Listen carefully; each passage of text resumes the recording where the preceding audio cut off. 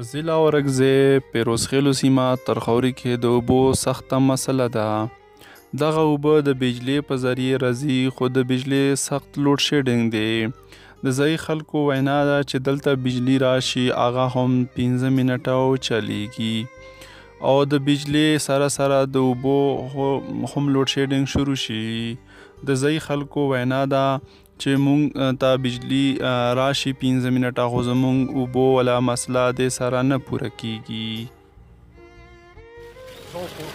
ها او دا څومره ټیم د بجلي وي تقریبا؟ 15 منټه راشي او بیا ګاله راشي بیا بس اوس بیا اوبه نه وي بس د بجلي سره وي.